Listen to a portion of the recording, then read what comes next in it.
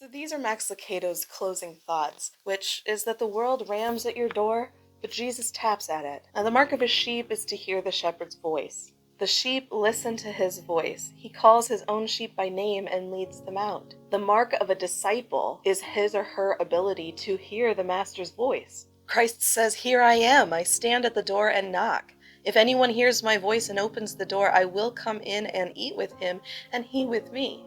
Jesus taps at that door. The voices outside scream for your allegiance, but Jesus softly and tenderly requests it.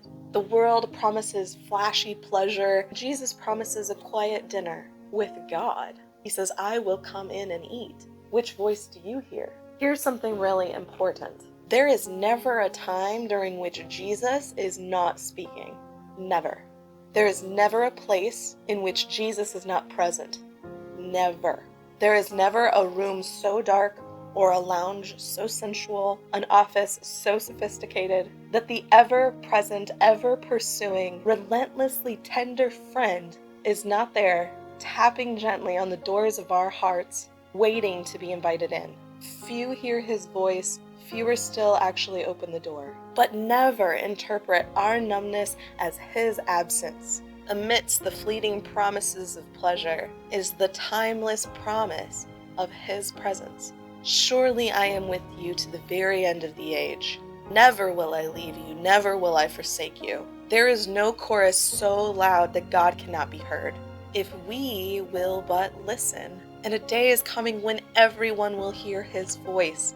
A day is coming where all the other voices will be silenced. His voice, and his voice only, will be heard. Some will hear his voice for the first time. It's not that he never spoke, it's just that they never listened.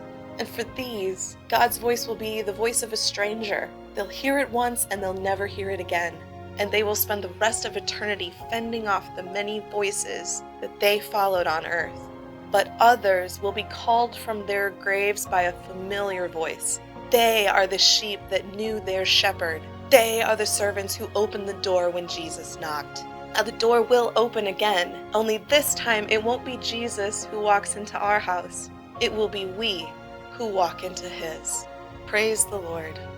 I hope you guys have enjoyed this series. It's certainly been an impactful and glorious walk for me. There's a lot of power in Psalm 23, so remember this in your hardest times and your darkest days, that we are safe in the shepherd's arms.